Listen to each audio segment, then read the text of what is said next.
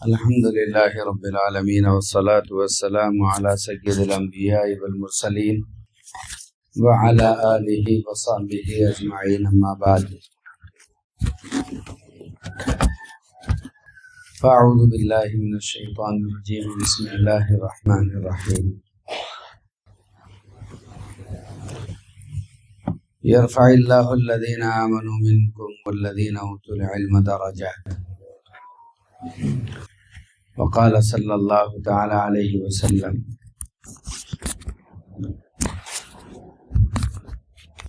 کن عالما او متعلما او مستمعا او محبا ولا تکن خامسا فتحلب او کما قال علیہ الصلاۃ والسلام۔ صدر محترم استاذ مکرم جناب حضرت مولانا سید عبدالحادی صاحب ندوی دامت برکاتہ، علاقہ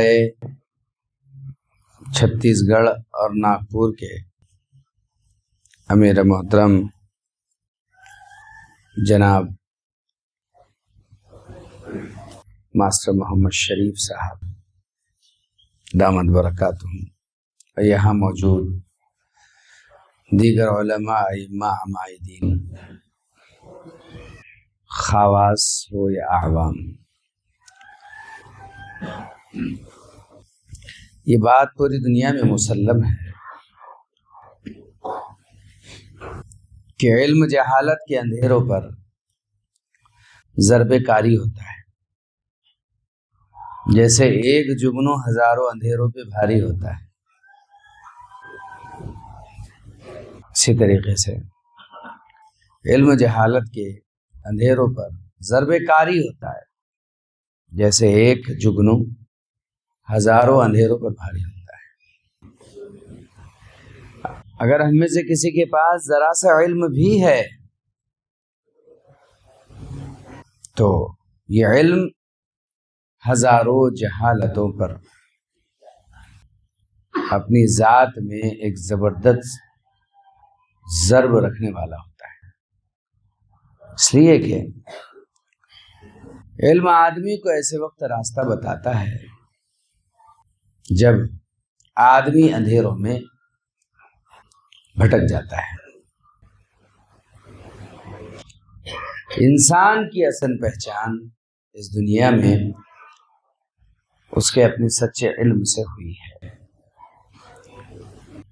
اللہ نے اس علم کو اپنی ذات سے نکال کر اپنے خاص بندوں کی طرف،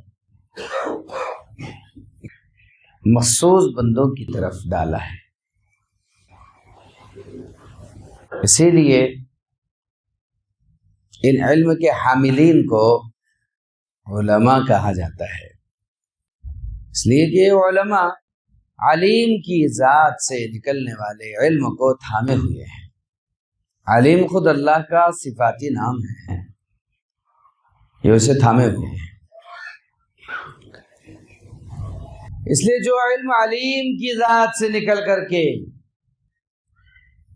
مخلوقات میں سے خاص مخلوق کی طرف منتقل کیا گیا ہو، انہیں تو نگاہ حقارت سے دیکھنے کا سوال ہی پیدا نہیں ہوتا، انہیں تو چھوٹی نگاہ سے دیکھنے کا سوال ہی پیدا نہیں ہوتا۔ وہ نگاہ چھوٹی نہیں، وہ نگاہ جھوٹی ہوگی جو کسی علم والے کو حقارت سے دیکھتی ہوگی،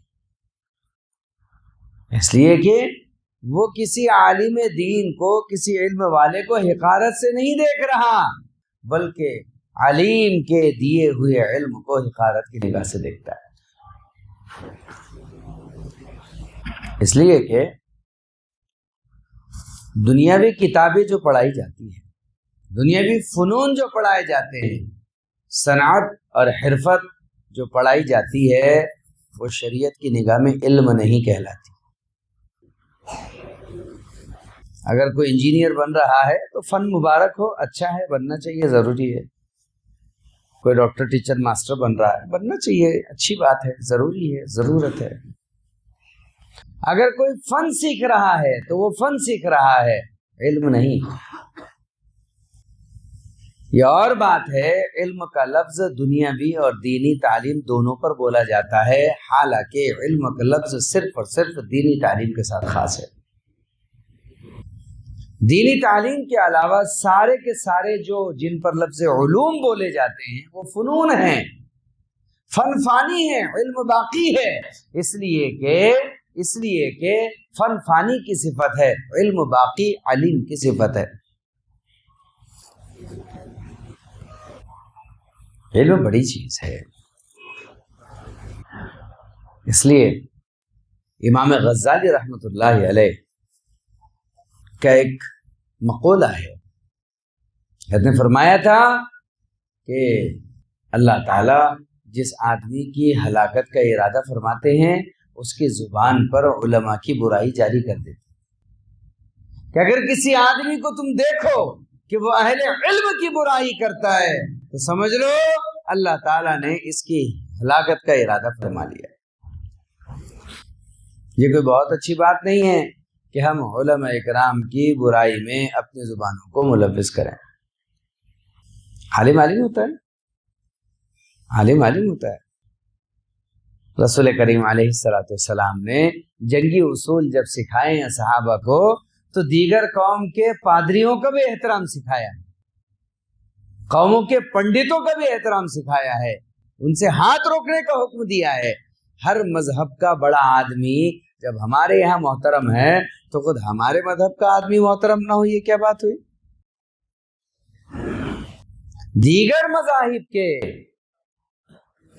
دیگر مذاہب کے عہدہ جات رکھنے والوں کا اکرام ہمارے دین میں، مذہب میں، ملت میں ہے تو خود اصحاب دین کا کیوں نہ ہو؟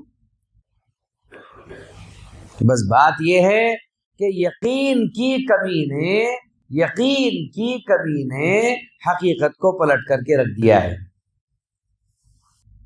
اس لیے کہ ہر آدمی دنیا میں بنتا ہوا پیسے سے دیکھ رہا ہے، بگڑتا ہوا پیسے سے دیکھ رہا ہے، اس لیے وہ دنیاوی ڈگریوں کے ساتھ ساتھ دینی ڈگری کو بھی اسی پر تول رہا ہے، اسی پر ڈیپینڈ کر کے سمجھ بھی رہا ہے اور بول بھی رہا ہے کہ بھائی عالم مولوی بن کر کے کیا کرے گا، یہ 4، 5، 8، 10 ہزار تنخواہ میں کیا کرے گا؟ اس لیے کہ وہ دیکھتا ہے ایک ڈاکٹر کی تنخواہ کیا ہے، ایک انجینئر کی تنخواہ کیا ہے، ایک ماسٹر، ٹیچر، پروفیسر کی تنخواہ کیا ہے، ایک لیکچرر کی تنخواہ کیا ہے، وہ کلیکٹر سے لے کر کے منسٹر تک سارے ٹرم ملا کر کے دیکھ لیتا ہے کہ ان کی تنخواہوں کا تناسب کیا ہے اور ان کی تنخواہ کا تناسب کیا ہے۔ تو جس نے مال کو تولا اس کی زبان پر یہ جملہ جاری ہوا، اور جس نے اعمال کو تولا تو اس کی زبان پر یہ جملہ کبھی جاری نہیں ہوا۔ وہ جانتا ہے مال فنا ہے، مال والے فانی ہیں، اعمال باقی ہے اور اعمال والوں کو بقا ہے، اعمال والوں کو بقا ہے۔ اس لیے جن کا یقین آخرت پر ہے، مرنے کے بعد دوبارہ اٹھائے جانے پر ہے، جن کے یقین علم کی عظمت سے جڑا ہوا ہے، کہ جنہوں نے اپنی دنیا بگاڑ کر کے آخرت سنوارنے کے کام میں اپنے آپ کو لگا رکھا ہے، وہ ایسا نہ ہرگز سوچتے ہیں اور نہ ایسا ہرگز کرتے ہیں، نہ بولتے ہیں۔ اس لیے آدمی کو علم کا قدردان ہونا چاہیے، آدمی کو علم کا محب ہونا چاہیے، اس سے محبت کرنے والا ہونا چاہیے۔ یہ رسول کریم علیہ السلام کی نصیحتیں ہیں آپ کے لیے، میرے لیے۔ آپ کہہ رہے ہیں کن عالمن، علم والا بن جا، او متعلمن، یا علم لینے والا، علم سیکھنے والا بن جا، او مستمعن، یا علم والوں کی سننے والا بن جا، او محبن، یا ان سے محبت کرنے والا بن جا۔ 5واں نہ بن کے ہلاک ہو جائے گا، مطلب ان کی مخالفت نہ کر کے تو ہلاک ہو جائے گا۔ یہ رہنمائی کرنے والے ہیں، یہ لے کر کے چلنے والے ہیں۔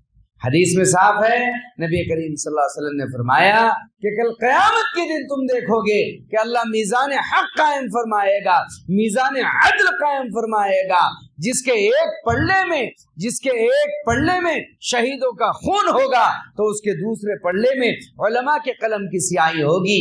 آپ علیہ السلام نے فرمایا کہ تم دیکھو گے کہ شہیدوں کے خون پر علماء کے قلم کی سیاہی بھاری پڑ جائے، یہ کوئی معمولی بات ہے؟ یہ حدیث میں صاف ہے کہ علماء کے قلم کی سیاہی شہیدوں کے خون پر بھاری پڑ جائے گی۔ اب بتاؤ، جب مرتبہ یہ ہوگا علماء کے قلم کی سیاہی کا تو کیا مرتبہ ہوگا خود علماء کے قلم کا؟ اور جب یہ مرتبہ ہوگا علماء کے قلم کا تو کیا مرتبہ ہوگا ان کے اٹھتے ہوئے قدم کا؟ اور جب وہ مرتبہ ہوگا ان کے اٹھتے ہوئے قدم کا تو کیا مرتبہ ہوگا اس ہاتھ کا جس ہاتھ میں وہ قلم ہوگا؟ اور جب وہ مرتبہ ہوگا اس ہاتھ کا تو کیا مرتبہ ہوگا اس ذات کا؟ کیا مرتبہ ہوگا؟ خود رسول کریم علیہ الصلوۃ والسلام نے فرمایا یقال لصاحب القرآن، یقال لصاحب القرآن، کہا جائے گا حافظ قرآن سے، قرآن کے دوست سے کل قیامت کے دن، اقرا ورتقی ورتل کما کنت ترتل فی الدنیا فإن منزلک عند آخر آیت تقرؤها، پڑھتا جا، بڑھتا جا، چڑھتا جا، تیرا آخری مقام اور مرتبہ وہ ہوگا جہاں جا کر تو تلاوت کرتے کرتے ٹھہر جائے، آخری آیت پر جا کر کے تیرا مقام اور مرتبہ ہوگا۔ یہ کیا ہے؟ ہمارے لیے خوش قسمتیاں ہیں، اس لیے کتنے خوش نصیب ہے وہ ماں باپ جن کے بچے حافظ قرآن بنے۔ حافظ قرآن ایک بڑی ڈیوٹی ہے، حافظ قرآن قدرت کا ایک حصہ ہے، حفظ قرآن اللہ رب العزت کی قدرت کے پلاننگ کا ایک حصہ ہے۔ اللہ رب العزت نے جو فرمایا ہے اِنَّا نَحْنُ نَزَّلْنَا الذِّكْرَ وَإِنَّا لَهُ لَحَافِظُونَ، کہ ہم نے ہی نازل کیا ہے اس قرآن کو اور ہم ہی اس کی حفاظت کریں گے۔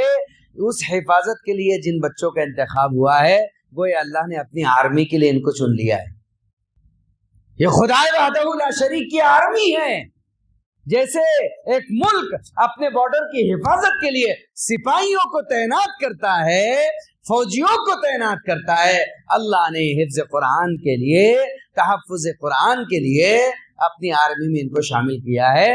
اور اس کی صنعت کے لیے تو علماء آئے ہیں کہ یہاں آمد کی ضرورت کیا ہے، اور سروں پر یہ جو کفن باندھے گئے ہیں یہ ہے کیا؟ یہ دستار فضیلت نہیں ہے، یہ کفن ہے، یہ حفاظت کی ضمانت دیتے ہیں کہ سنو آج تمہارے سروں پر کفن باندھ دیا گیا ہے، جاؤ اس علم قرآن کو لے کر کے امت میں چلے جاؤ، اس کی حفاظت اپنے سینوں میں کرنا، اس کی حفاظت اپنے زندگی کے ہر لمحے میں کرنا۔ سند بھی دی جائے گی، اس پر کچھ لکھا ہوا بھی ہوتا ہے، اگر آپ کو تھوڑا بہت کبھی وقت ملے تو ان کی سندوں کو آپ پڑھنا، اس میں لکھا ہوا ہوگا کہ ان کو قرآن کی سند دی جا رہی ہے کن شرائط کے ساتھ، کن باتوں کے ساتھ۔ یہ تو اِنَّا لَهُ لَحَافِظُونَ کا ایک حصہ ہے، ہم کیسے بھلا سکتے ہیں؟ کل قیامت کے دن کسی راشٹرپتی کی سفارش قبول نہیں ہوگی، کسی پی ایم اور کسی سی ایم کی سفارش قبول نہیں ہوگی، کسی ادنا اعلیٰ چھوٹے بڑے کی سفارش قبول نہیں ہوگی، اور کسی کلیکٹر اور کسی منسٹر کی بات نہیں مانی جائے گی۔ کل قیامت کے دن اگر کسی کی سفارش سنی جائے گی تو ان حفاظ قرآن کی سنی جائے گی۔ ایک ایک آدمی کی سفارش پر اللہ 10 ایسے جہنمیوں کی گردن کو جہنم سے آزاد کرے گا کہ جن پر لزوم ہو چکا تھا کہ انہیں سیدھے جہنم میں پھینک دیا جائے بے حساب و کتاب، ایسے 10 لوگوں کو ان کے کہنے پر اللہ آزاد کر کے جنت میں داخل کریں گے۔ تو کتنے خوش نصیب ہے وہ لوگ جنہوں نے اپنے بچوں کے ذریعے سے جنت کا سودا کر لیا ہے اللہ سے آج۔ لیکن اگر کوئی اپنے بچے کو عالم بنا دے تو، مولوی بنا دے تو کیا کوٹا ہوگا مولوی کا؟ یہ تو حافظ کا کوٹا ہے کہ 10 لوگ ان کی سفارش پر چلے جائیں یا 10 قبیلے ان کی سفارش پر چلے جائیں۔ طبرانی شریف میں حدیث منقول ہے، رسول کریم علیہ الصلوۃ والسلام نے فرمایا کل قیامت کے دن تم دیکھو گے کہ جنت کے 8 دروازے ہیں اور ایک پٹ کا فاصلہ دوسرے پٹ سے اتنا ہی لمبا ہے جتنا کہ یہاں سے آپ چل پڑے تو 500 سال جہاں آپ دوڑ کر کے پہنچیں گے وہ اگلا پٹ ہوگا۔ 500 سالہ سفری مقدار کا فاصلہ دو پٹوں کے، دو کیواڑوں کے درمیان میں ہے جنت کے. ٹھاٹے مارتے ہوئے سمندر کی طرح بھرا پڑا ہوگا اور لوگ جونک در جونک، ریلی در ریلی جنت میں داخل ہو رہے ہوں گے. انہی داخل ہونے والوں میں ایک مولوی صاحب بھی داخل ہونا چاہ رہے ہوں گے. فرشتے نیزے لگا کے روک دیں گے، رک جاؤ. جیسا یہ جملہ سنیں گے، رک جاؤ، ٹھہر جاؤ، تو سارے کے سارے لوگ ششدر رہ جائیں گے. ارے مولوی صاحب کو روک دیا، مولانا کو روک دیا. بعض لوگ دل میں خوش بھی ہو رہے ہوں گے، جن کے دل میں جو ہے علماء کے لیے کچھ کچھ ہوتا ہے، موتی چور کے لڈو پھوٹتے ہیں ان کے دل میں. ہاں یہ مولوی صاحب جو ممبر توڑا کرتے تھے، ہر ہفتے تیر اور نیزوں کی برسات کیا کرتے تھے اور چبھو چبھو کر کے بولا کرتے تھے، آج تو مولوی صاحب کی شطرنج اٹک گئی. ہاں اب آئے گا مزہ. اب اونٹ پہاڑ کے نیچے آیا، دال آٹے کا بھاؤ آج پتہ چلے گا. مولوی صاحب کو جنت میں جانے سے روک دیا، بس اندر ہی اندر موتی چور کے لڈو پھوٹ رہے ہوں گے.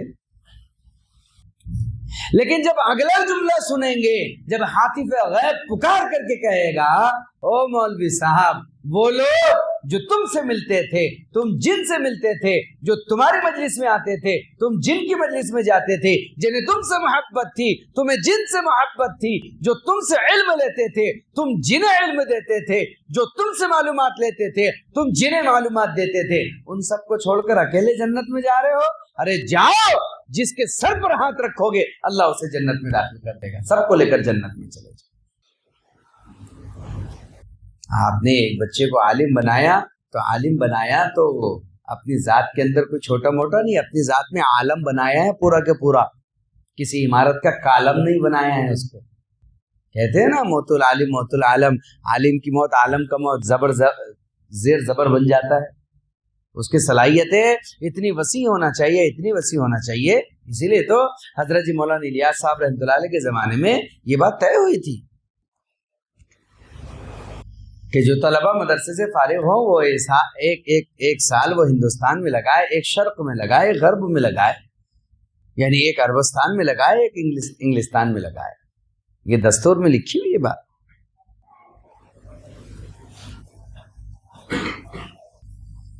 تاکہ یہ سارا عالم چل کر کے گھوم لے پھر لے. ورنہ میں میری گلی کا رہنے والا، میری ذات سے میرے محلے کو کچھ فائدہ نہیں ہے، میں مروں تو کس کا نقصان. ابھی دیکھیے ایک عالم کی عالمی ہستی شخصیت حضرت پیر ذوالفقار صاحب نقشبندی رحمہ اللہ ہوئے ہیں. اللہ حضرت کی مغفرت فرمائے، ان کے درجات کو بلند فرمائے، اور اللہ تعالیٰ ان کے پسماندگان کو اور ان کے منسلکین اور سالکین کو اللہ بہترین آپ کا بدل نصیب فرمائے. اور آپ نے جو خدمات اس دنیا میں دی ہے اللہ تعالیٰ اس کا بہترین جزا اور بہترین بدلہ دنیا آخرت میں انہیں عطا فرمائے. آمین بھی نہیں بولتے 100 سر کے لوگ. اتنی سردی لگ رہی ہے 100 سر کے لوگ. تعلیم اپنی ذات کے اندر ایک عالم ہوتا ہے، اس کے فیوز، اس کے برکات عالم تک چلے جاتے ہیں. اس لیے کوٹا بڑا ہوا ہے. ہر ایک کو یہ نیت کرنا چاہیے کہ انشاءاللہ ہم اپنے بچوں کو حافظ بھی بنائیں گے اور عالم بھی بنائیں گے. تبھی تو کام رہ گیا مسئلہ کہ کیا کمائیں گے کیا کھائیں گے. انسان مولوی ہو یا عام ہو اتنا ہی کھا سکتا ہے جتنا مقدر میں لکھا جا سکتا ہے. مقدر میں اگر سوت ہے تو سوت بھر ہی مل کر رہے گا، اور مقدر میں اگر پہاڑ ہے تو پہاڑ ہی ملے گا. ذرہ ہے تو ذرہ اور رائی ہے تو رائی. مقدر سے آگے کس کا کیا ہے؟ مقدر سے آگے کچھ نہیں. اس لیے جو ماں باپ اپنے بچوں کو اس مجاہدے کی زندگی میں، مجاہدے کی لائن میں لا کر کے ڈالتے ہیں، ان کا مجاہدہ کل قیامت کے دن انہیں بہت اونچا اٹھائے گا. اللہ تعالیٰ نے اپنے رسول کی زبانی آپ سے وعدہ کیا ہے، البسا والدہ تاجن ضوءہ احسن من ضوء الشمس، کہ کل قیامت کے دن اس حافظ قرآن کے کہیے یا عالم دین کے کہیے، ماں باپ کو اللہ تعالیٰ ایک ایسا تاج پہنائے گا جس کی روشنی سورج کی روشنی کو ماند اور پھیکا کر دے. اس کے ماں باپ کا بھی اعزاز اور اکرام ہے۔ پتہ چلا اللہ کے یہاں اصل جو ڈگری ہے وہ اصل ڈگری حفظ قرآن کی ہے، اصل ڈگری علم قرآن کی، علم دین کی ہے۔ جیسے آپ سیمینار کرتے ہو یا پھر انوگریشن کرتے ہو یا پتہ نہیں کیا بڑے بڑے استقبالیہ پروگرام لیتے ہو اور اس کے اندر بلا کر کے ڈگری دیتے ہو، ایسے کل قیامت کے دن اللہ بھی اعزاز فرمائیں گے، اکرام فرمائیں گے، اگر آپ اپنے بچوں کو عالم یا حافظ بنائیں۔ آج آپ کو پتہ نہیں چل رہا ہے، کل قیامت کے دن جب آنکھ کا پردہ ہٹ جائے گا اور اللہ اس پر کیا دے گا، یہ اس وقت پتہ چلے گا، آج نہیں پتہ چلے گا کہ ان علم والوں کو کیا ملے گا۔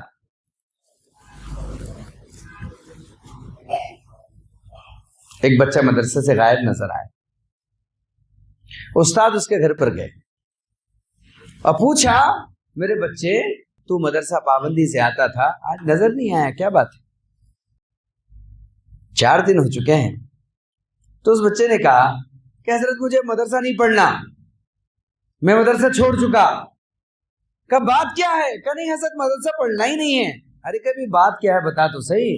کہا بات یہ ہے حضرت، میں چلا تھا مدرسے آنے کے لیے، راستے میں میرے جوتے کا تسمہ ٹوٹ گیا، میں گیا موچی کے پاس اور جا کر کے میں نے اس سے کہا کہ بھائی میرے جوتے کا تسمہ ٹوٹ گیا ہے، وہ سل دے۔ تو اس نے مجھ سے کہا کہ پیسے؟ تو میں نے کہا میرے پاس تو پیسے ہے نہیں، ہاں ایسا کر تو میرے جوتے کا تسمہ سل دے، بدلے میں تجھے ایک دین کا مسئلہ سکھا دوں۔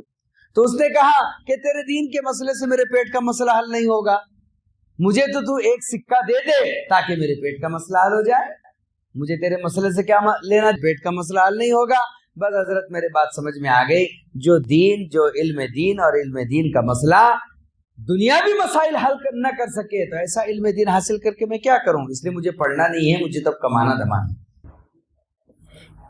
شیطان نے داؤ مارا، استاد مسکرائے، مربی تھے، اور مسکرا کر کے کہا میرے بچے قدر جوہر شاہ داند یا بداند جوہری، ہیرے کی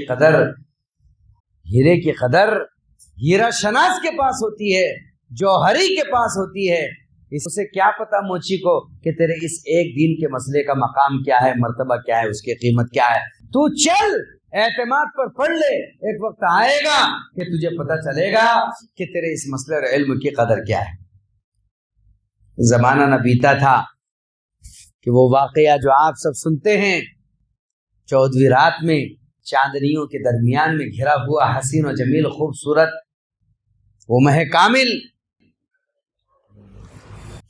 اسے ہارون رشید اپنے محل کی چھت پر بیٹھ کر کے دیکھ رہا ہے اور نہار رہا ہے، اور اچانک کہتا ہے اپنی ملکہ زبیدہ کی طرف دیکھ کر کے کہ اگر آپ اس چاند سے زیادہ خوبصورت نہیں ہیں تو آپ کو طلاق۔ پھر کیا تھا، اکھاڑا قائم ہو گیا۔ اگلے دن علماء بیٹھ گئے، سب نے یہ کہا کہ انسان چاند سے زیادہ خوبصورت نہیں ہو سکتا، اس لیے طلاقوں کا وقوع ہو چکا ہے۔ بڑی گرما گرم بحث چل رہی ہے، بادشاہ پریشان ہے، یہ فرط محبت میں کیا ہو گیا؟ کہتے ہیں نا زیادہ گڑ ڈالو تو بغیر مٹھاس کے کڑواہٹ پیدا ہو جاتی ہے۔ یہ طالب علم مدرسے سے واپس اپنے گھر کی طرف جا رہا ہے تو شور سن رہا ہے کہ دربار کے باہر شور لگا ہے۔ تو اس نے سنتری اور درباری سے پوچھا کہ کیا ہو رہا ہے؟ تو بچے سے کہا اس سنتری نے درباری نے کہ جاؤ بیٹے تمہارا کام کرو، یہ تمہارے بس کی بات نہیں ہے۔ کہا ہوا کیا ہے؟ کہا بیٹے جاؤ تم اپنا کام کرو۔ کہا چچا جان بتا بھی تو دو۔ کہا ایسا ایسا مسئلہ پیش آیا ہے اور بادشاہ نے کہہ دیا ہے کہ اگر آپ اس چاند سے خوبصورت نہیں ہیں تو آپ کو طلاق۔ اب مسئلہ یہ ہو گیا ہے کہ سب کہہ رہے ہیں کہ چاند سے زیادہ کوئی خوبصورت نہیں ہے، طلاق ہو گئی ہے۔ علماء راستہ نکالنے کی کوشش کر رہے ہیں، علماء راستہ نکالنے کی کوشش کر رہے ہیں۔ ارے بھائی جہاں راستہ ہوگا وہی تو نکالیں گے، نہیں ہوگا تو کہاں زبردستی سے نکالیں گے؟ فتویٰ تو عبارتوں پر دیا جاتا ہے، صاف ستھری باتیں ہوتی ہیں اس کے اندر، اس میں کون سی ڈھکائی اور چھپائی ہے؟ وہ دور چلا گیا کہ جس دور میں جلبی پر کام ہو جاتا تھا، پیسے روکڑے پر کام ہو جاتا تھا۔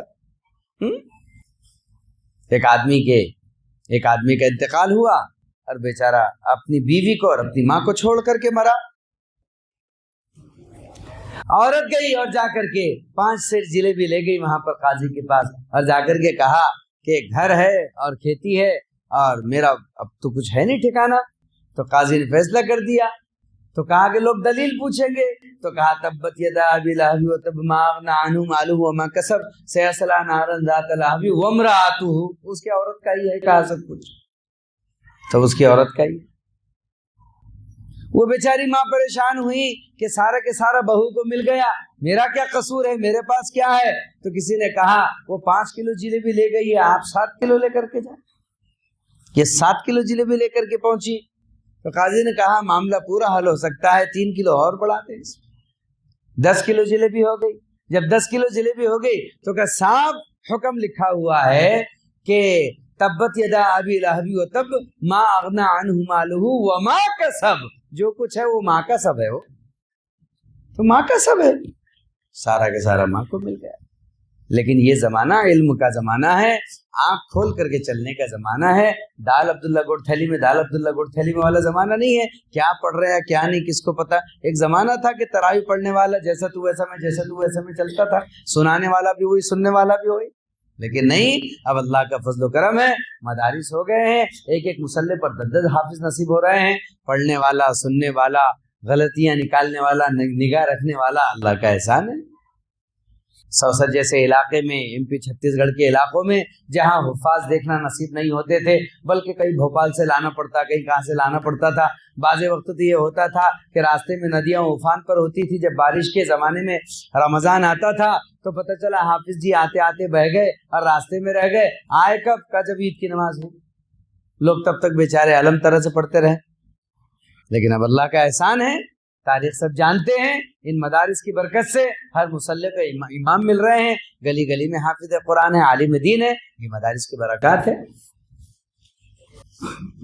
تو اس بچے نے کہا کہ اگر آپ مجھے اجازت دو اندر جانے کی تو میں مسئلہ چٹکیوں میں حل کر دوں۔ سنتری نے کہا مجھ پر مصیبت لاؤ گے، جاؤ بھائی اپنا کام کرو۔ کہا چچا جان جانے تو دیجئے، مسئلہ حل کر دوں گا۔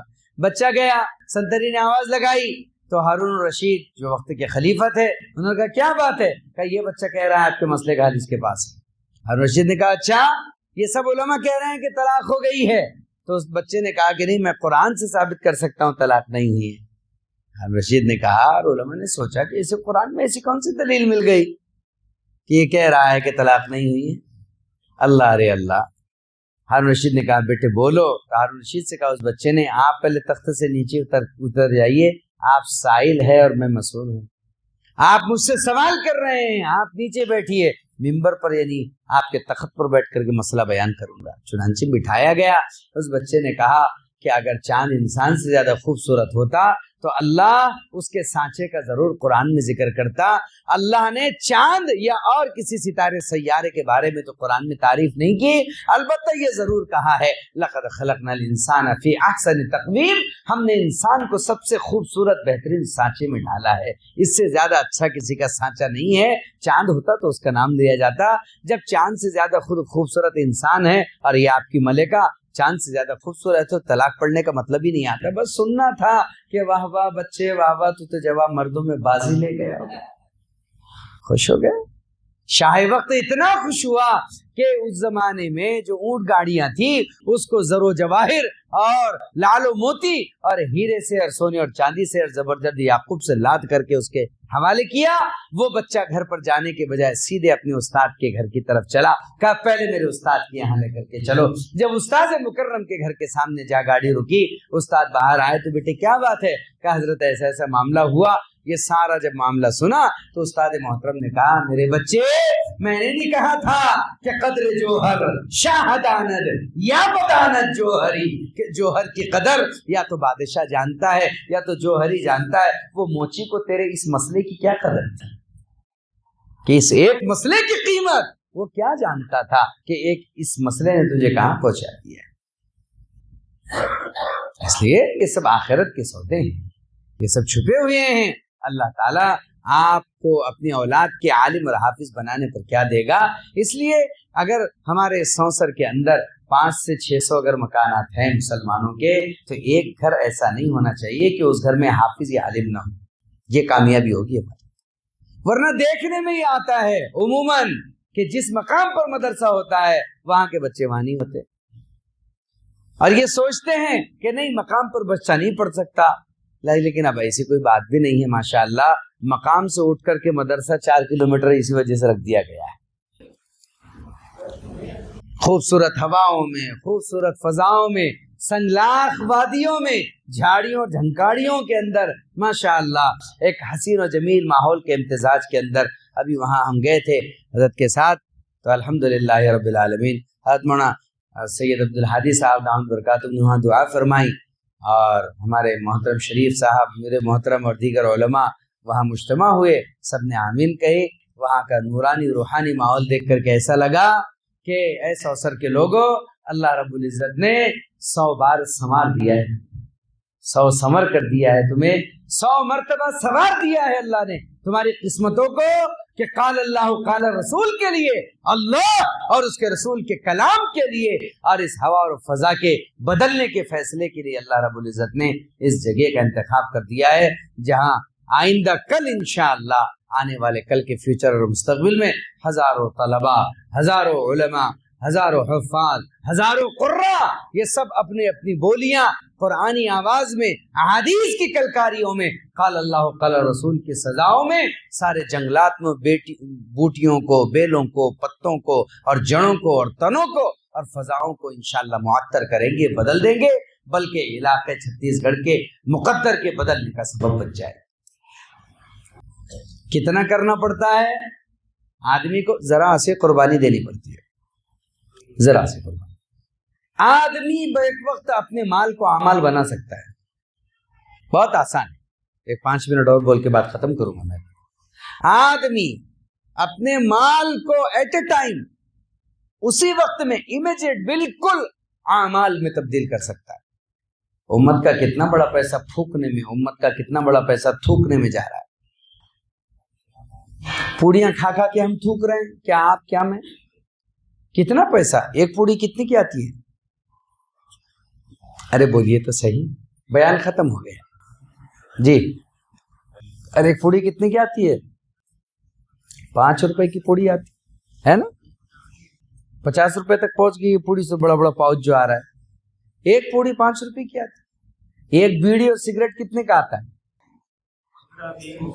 وہ بھی 15-20 روپے کا، برسٹال کا پاکٹ، 4 مینار کا پاکٹ، اور پتہ نہیں آپ کے یہاں کیا کیا پاکٹس ہوتے ہو۔ کتنا پیسہ امت کا پھونکنے میں اور تھوکنے میں جا رہا ہے۔ ہم زیادہ کی بات آپ سے نہیں کرتے، اگر آپ ایک تھوکنا روک دے اور ایک تھوکنا روک دے، 2 ہی روکنا ہے، زیادہ نہیں۔ ہمارے یہاں تو ایک صاحب تھے، ان کی ایک بیڑی دن بھر چلتی تھی، کرامتی بیڑی والا کے نام سے مشہور ہو گئے تھے۔ غور کیا گیا کہ یہ دن بھر ایک ہی بیڑی کیسی چلاتے ہیں، تو پتہ چلا وہ ماچس ساتھ میں نہیں رکھتے تھے اپنے۔ وہ دیکھتے تھے سامنے والا کوئی بیڑی پی رہا ہے، اس کے پاس جا کر بولتے تھے اے بھائی بیڑی دینا جلانے کے لیے۔ وہ جب اس کی بیڑی دیتا تھا ان کی بیڑی جلانے کے لیے، تو پھک پھک 3-4 وہ کھینچ لیتے تھے اور واپس دے دیتے تھے، ہو گئے کام۔ ایسا دن بھر میں کام چل جاتا تھا۔ دیکھو کفایت شاری اگر آدمی کرنا چاہے تو کہیں بھی کریں۔ آپ صرف ایک تھوکنا اور ایک تھوکنا، 2 کی قربانی دے دیجئے، ایک پوڑی اور ایک بیڑی۔ اس کے علاوہ اگر گننا چاہے تو بہت ہے، چائے ہے، چائے کا چسکا ہے، اور پتہ نہیں اور کیا کیا سب کچھ رہتے ہوں گے۔ 10 روپے کی قربانی اگر آدمی روزانہ دے دے کہ ایک چائے کم پی لیا کرے، ایک پوڑی کم کھا لیا کرے، ایک بیڑی کم کر لیا کرے، اگر ذرا سی آدمی 10 روپے کی روزانہ قربانی دے۔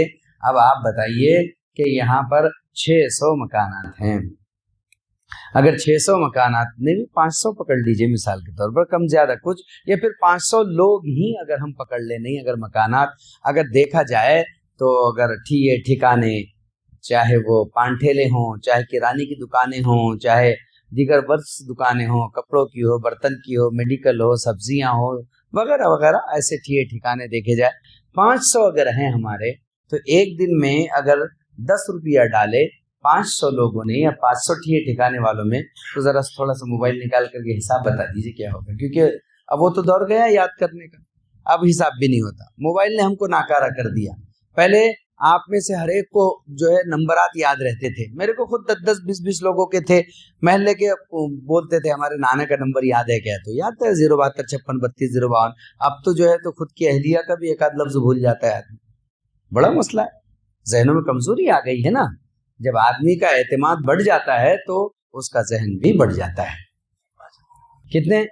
5000 روپے 10 روپے سے 500 لوگوں کے ایک دن میں. اگر آپ کو 5000 روپے 10 روپے سب نے آپ کے ڈبے میں ڈال دیے ماسر یا پھر مدرسے کے لیے دے دیے, تو ایک دن میں کتنے؟ 5 نہیں میں کتنے ایک دن میں 5000, تو 30 دن میں کتنے؟ ایک مہینے میں 1.5 لاکھ. اگر ایک مہینے میں 1.5 لاکھ ہے تو 12 مہینے میں کتنے؟ بولیے کتنے؟ 18 لاکھ روپے. اگر آپ جو ہے ایک سال میں 18 لاکھ روپے ادارے کو دیتے ہیں, 8 لاکھ روپے ادارہ بچوں کے اوپر خرچ کرتا ہے, 10 لاکھ روپے ادارہ اگر تعمیرات میں لگاتا ہے, کتنا آسانی سے ہو جائے. اتنا دھیان رکھ لیجئے گا کہ یہ مسجد بنے یا مدرسہ, کتنی خوبصورت وہاں مسجد بن رہی ہے, کتنا اچھا مدرسہ بن رہا ہے. کبھی بھی کسی کو دیکھ کر کے مت دیجیے. کچھ کام ایسے ہوتے ہیں جو توکل کے ہوتے ہیں, چوٹ پر لگ کر کے کرنے کے ہوتے ہیں, اپنے آپ کو بھیڑا کر کے لگا کر کے کرنے کے ہوتے ہیں. اس کا رزلٹ کیا ملے گا یہ سب آخرت میں دیکھنے کا ہوتا ہے, بس کرنے کا ہوتا ہے. ضروری نہیں ہوتا بزرگوں کہ آدمی بہت بڑا دے, آدمی مٹھی دے کر کے بھی مٹھ پر قابض ہو جاتا ہے. اللہ تعالیٰ کسی کے ٹکڑے سے ایسے راضی ہو جاتا ہے کہ کبھی کسی کے پہاڑ سے راضی نہیں. اخلاص کا ہونا چاہیے, تھوڑا سا ہونا چاہیے, چاہے ذرہ کیوں نہ ہو. ضروری نہیں کہ آدمی سب کچھ بے. حدیث میں آیا ہے جو اللہ کے لیے گھر بنائے گا اللہ اس کے لیے جنت میں گھر بنائیں گے. تو اس کا کیا مطلب ہے کہ کسی نے اینٹ دیا اس کا کیا؟ حضرت عثمان ابن عفان رضی اللہ تعالیٰ نے فرمایا کہ میں نے رسول کریم علیہ السلام کو یوں بھی فرماتے ہوئے سنا ہے, اگر وہ اللہ کے گھر میں اگر کسی چڑیاں کے گھونسلے کے برابر بھی کوئی چیز دے گا تو اللہ اس کے بدلے بھی اسے مکمل کر دے گا جنت میں. اللہ کی ذات ہے, نکتہ نواز ہے. امیر قطر نے قبیلۃ الحی میں ایک مسجد بنائی تھی, اعلان کیا تھا یہ ساری مسجد جو بن رہی ہے یہ میرے پیسے سے بنے گی, کسی کی آنا اور کسی کی پائی تک نہیں چلے گی. جب وہ مسجد بن کر کے مکمل ہو گئی تو ان کو وہاں سے اطلاع آئی کہ مسجد بن کر کے مکمل ہو گئی ہے, آپ آ کر افتتاح کر دیجئے. تو کہا ٹھیک ہے جمعے کو کریں گے. اگلا دن جمعہ کا تھا. اب یہ سوئے تو انہوں نے بوقت تہجد خواب دیکھا کہ چاروں طرف روحانی اور نورانی ماحول بنا ہوا ہے اور دھواں سا اڑ رہا ہے اور یہ تفریح کرتے ہوئے آگے بڑھ رہے ہیں. انہوں نے دیکھا بڑا ہی خوبصورت, جس کی ایک اینٹ سونے کی اور ایک اینٹ چاندی کی, اور مشک سے اس غارے سے مشک کی خوشبو اٹھ رہی ہے. بڑا خوبصورت محل ہے. پوچھا یہ کس کا ہے؟ کہا اللہ نے اس کو دیا ہے جس نے وہاں قبیلۃ الحی میں مسجد تعمیر کی. بہت خوش ہو گئے صاحب. اور ذرا آگے بڑھے, دیکھا کہ ایک اور محل ہے لیکن وہ ذرا چھوٹا ہے, لیکن وہ حسن میں اپنی مثال خود آپ ہے. کہا یہ کس کا ہے؟ کہا یہ اس کا ہے جس نے مسجد کے بنانے میں تعاون کیا, جس نے مدد کی ہے. اب یہ نیند سے جاگے تو بے چین ہوئی امیر قطر, سوچنے لگے میں نے تو کسی کا پیسہ لیا نہیں, پھر یہ کیسے خواب دکھ گیا. بہرحال خواب تھا. وہ آئے, آ کر کے مسجد کا افتتاح ہوا. افتتاح کے بعد اعلان کرایا گیا کسی نے کچھ دیا ہے؟ کسی نے کچھ دیا ہے مسجد میں؟ اگر دیا ہو تو لے لے, لیکن کسی نے کچھ دیا نہیں تھا تو کون لیتا, کون آتا. بہت دیر اعلان ہوتا رہا. مہندسین اور انجینئر آئے, کہنے لگے کہ آپ کچھ پریشان نظر آ رہے ہیں, کیا بات ہے؟ کہا کچھ نہیں ہے, بس یہ پتا کرو کہ کسی نے کچھ مسجد میں دیا ہے کیا. ایک لیبر آیا, مزدور, اس نے کہا کہ حضور کسی نے کچھ دیا تو نہیں ہے, ساری مسجد جڑ سے لے کر کے سرے تک آپ کے پیسوں سے بنی ہے. بس بات اتنی ہے کہ جب مسجد بن رہی تھی اور دیواریں سلیب لیول تک پہنچ چکی تھی, میں دیواروں پر چڑھ کر کے پانی دے رہا تھا, اچانک وہ ڈول میرے ہاتھ سے چھوٹ گیا اور زمین پہ گر کے ٹوٹ گیا. میں پریشان ہوا کہ پانی کیسے دیں گے. اگلے دن سلیب کے تھے تو ایک حبشی عورت گزر رہی تھی اور اس نے یہ سارا منظر دیکھا تھا کہ میرے ہاتھ سے ڈول چھوٹ گیا اور زمین پہ گر کے ٹوٹ گیا. چنانچہ اس نے اپنا ڈول اٹھایا, میری طرف بڑھایا اور یہ کہا تھا وقفتھا للہ, میں نے اس ڈول کو اللہ کے لیے وقف کر دیا ہے. اب دیکھو وقف کوئی چھوٹی موٹی چیز نہیں ہے جس کو ظالم آپ سے چھیننا چاہتے ہیں. کہا وقفتھا للہ، میں نے اسے اللہ کے لیے وقف کر دیا ہے. کہا وہ ڈول دیا تھا اللہ کے گھر میں، کہا ساری مسجد کو پانی اسی سے دیا گیا. کہا اس کا گھر جانتے ہو؟ کہاں فلاں نکڑ پر ہے. سارے کے سارے لوگ پہنچے، کنڈی کھٹکھٹائی، وہ کالی حبشی عورت باہر آئی. تو اس عورت نے کہا مالی ولک، کیا بات ہے، آپ کو ہم سے کیا لینا دینا ہے، کیوں آئے ہو؟ کہا میں امیر قطر ہوں. تو کہا وہ مالی ولی اہل قطر، کہ قطر والوں سے مجھے کیا لینا دینا ہے؟ کہا تم نے جو مسجد کے اندر ڈول دیا ہے، میں یہ چاہتا ہوں کہ تم وہ ڈول لے لو اور اس کی قیمت لے لو. کہا نہیں وہ تو میں دے چکی ہوں، مجھے قیمت نہیں چاہیے. کہا 100 دیتا ہوں. کہا نہیں چاہیے. 1000 نہیں چاہیے. 1,00,000 نہیں چاہیے. کہا 1 کروڑ. ارے کہا نہیں چاہیے. تو بولی لگاتا لگاتا مر جائے گا، لیکن تو مجھے راضی نہیں کر پائے گا. کہا کیوں؟ ارے کہا جو خواب تو نے دیکھا ہے وہ میں نے بھی دیکھا ہے. جو خواب اللہ نے جو نعمت تجھے دکھائی ہے، وہ ذرا سا کرنے کی برکت سے مجھے بھی اللہ نے وہ نعمت دکھائی. میرے بزرگوں، میرے دوست، پتہ نہیں اللہ تعالیٰ آخرت میں کیا دیں گے، دیکھنا ضروری نہیں کہ یہاں کیا دیں گے. اس لیے سارے مجمع سے میں دست بستہ گزارش کروں گا کہ جو ادارہ بننے جا رہا ہے، اس ادارے کے لیے آپ اپنے عزائم سینہ چوڑا کر کے ہمت کر کے کرے کہ انشاءاللہ اس ادارے کا بھرپور تعاون فرمائیں گے، کریں گے انشاءاللہ. اب مجھے نہیں معلوم آپ کی مجلس میں چندہ وندہ ہوتے رہتا کہ نہیں ہوتے رہتا، ورنہ جو ہے تو میں چندے کی شکل کرتا. لیکن ابھی ہمارے حضرت محترم حضرت مولانا سید عبدالحادی صاحب صدر محترم ہیں یہاں. وہ یہ تو سارا مجمع ماشاءاللہ نام پیش کرنے والا ہی ہے. ہر کوئی انشاءاللہ آپ کا نام پیش کرے گا، آپ کا ساتھ دے گا. گٹی دینے والا گٹی بولے گا، لوہا بولنے والا لوہا بولے گا، کوئی 1000 بولے گا، کوئی 10,000 بولے گا. اللہ تعالیٰ اس کی برکت سے ان کی نسلوں کو آباد کر دے گا، شاد کر دے گا، ان کے دشمنوں کو ہلاک و برباد کر دے گا. اللہ تعالیٰ ان کی کوڑی کروڑ کر دے گا. اور یہ ٹھوکر ماریں گے تو اللہ سونا نکال دے گا. بولے ہمت کر کے انشاءاللہ. ہیں بعد میں کریں گے. چلو بھئی اب ہمارا کیا مسئلہ ہے، ٹائم مختصر ہے، بولتے آپ لوگ بچ گئے، ورنہ انشاءاللہ صاحب بچ نہیں پاتے تھے. لیکن نیت کرو انشاءاللہ، پروگرام کے بعد سب لکھائیں گے کچھ نہ کچھ. زور سے بولو. ارے یار سوسر میں انشاءاللہ بہت دھیرے بولا جاتا ہے، پتہ نہیں کیا ہے. زور سے بولیے انشاءاللہ تعالیٰ کہ انشاءاللہ تعالیٰ.